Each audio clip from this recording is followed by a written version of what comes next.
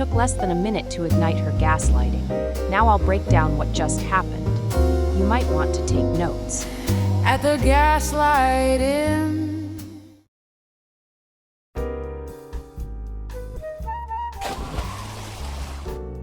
Today's technology is playing in 3D, but what about us? Are we playing in 3D, or are we living in a flat 2D state of mind?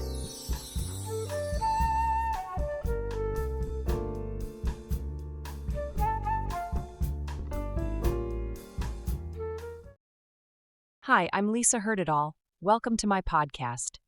This evening, I am standing in front of the Gaslight Inn. After what I just experienced there, I felt it best to speak to this subject while it's fresh on my mind. This episode involves an important topic, one I want to make sure to get right, since there is so much buzz and even more confusion about it in the splasher sphere. Just what is gaslighting? That's the question I'm often asked around town. The answer is hardly cut and dry, and my answer must not be misleading. Recently, Ms. B. Haven asked me that very question when I visited her the other day at Haven Heights, her art studio at Starbright Towers.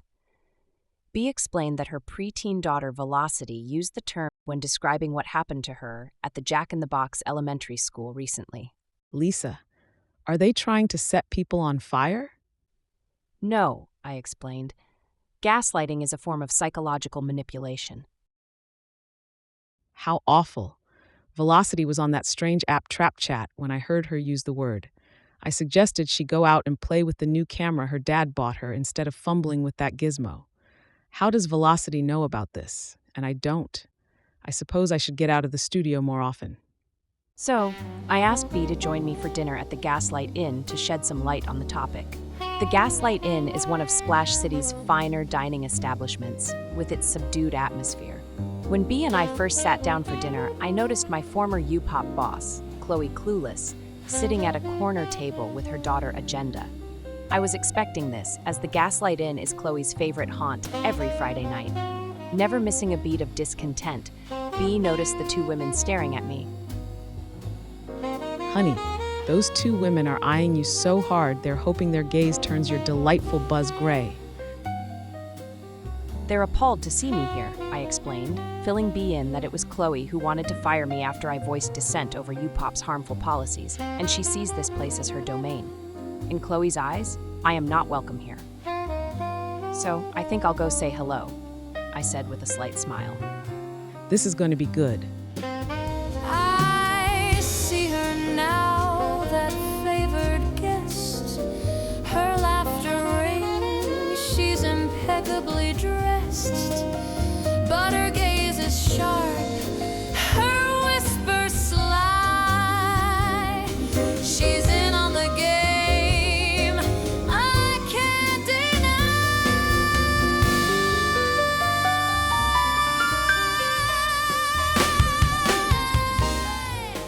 When I arrived at the Clueless's table, we first exchanged fake pleasantries and a waiter appeared, clearly positioning himself to overhear the conversation. That's when Chloe went for it. How are the job prospects for counselors these days? She said with a gotcha tone. How sweet of your friend to treat you since you're out of work. I looked toward Agenda. Nice to see you again, Agenda. Enjoy your dinner, Chloe, I said before returning to my table. Why are you letting her twist everything around? I would have told her that job prospects are superb to hire staff for my new managerial position at Splash in the city. Chloe gave me just what I wanted. It took less than a minute to ignite her gaslighting. Now I'll break down what just happened. You might want to take notes. At the Gaslight Inn, where shadows play, the waiters glide in a silent ballet. They pour the wine with a knowing grin, but their smiles hide the lies within. Oh, the Gaslight Inn, where the truth's a charade. Reality bends like a candle's flame swayed. They'll make you doubt what you saw or heard at the Gaslight Inn, where facts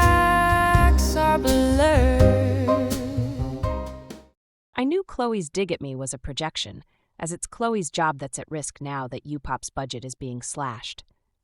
Chloe insults others to elevate herself, and it typically works since most people take the bait, not understanding they're being gaslit.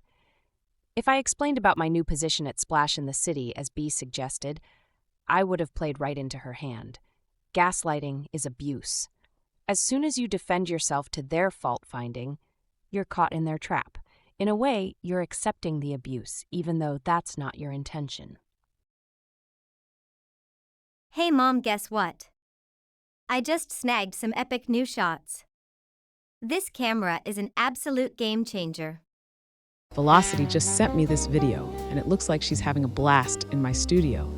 What a wonderful relief. This gaslighting thing. Is that what happened to Velocity? Most likely, and it probably included teenage peer pressure. The way I see it, due to widespread dimension loss in Splash City, adults are going through their own kind of peer pressure. To fit in, folks imitate the rigidity around them, marching along until their mindset becomes fixed. Add denial, which can fester, and it can lead to farcissism. Farcissism? Did I hear you right? That's a topic for another dinner. For now, let's just say that it's a destructive behavior pattern that is unfortunately catching on, and gaslighting is the farcissist's favorite tool in their playbook. Let me see if I got this straight. A fixed mind can fester into farcissism. Something like that, I said, smiling. B is brilliant at homing in to catch the nectar in a complex matter. When the waiter arrived and placed the bill on the table, I noticed his name tag. It read F. Stryker. He told me the F stands for Flint, but everyone calls him Sparky. He then caught my gaze, saying, "I will keep everything on the down low." "What will you keep on the down low?" I asked, knowing he had been eavesdropping on my conversation with Chloe. "How your friend at the other table fired you from UPop, and now you can't find a job."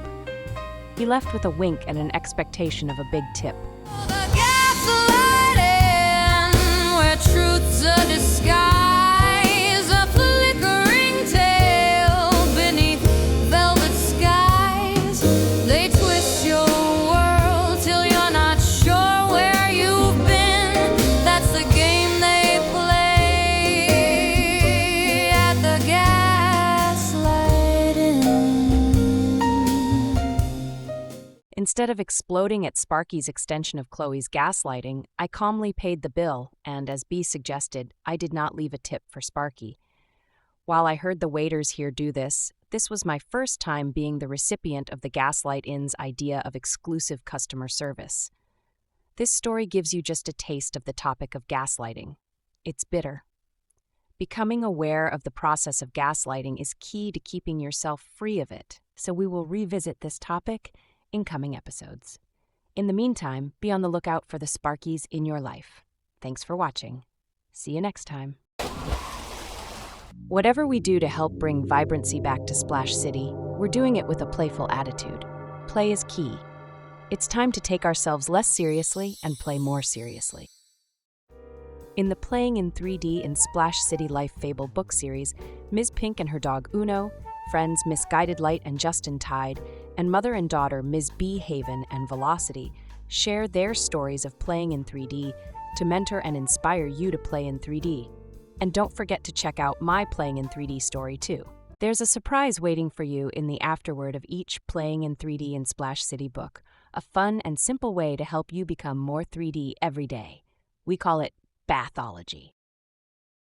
What stories do you have on your mind when you wake up in the morning? All your worries, right? Bathology is a simple and fun daily practice that brings story, particularly our Playing in 3D in Splash City Life Fables, into the bath with a bar of soap in our hands, a guided visualization in our ears, and an inspiring story in our hearts. We can move from worry to wonder.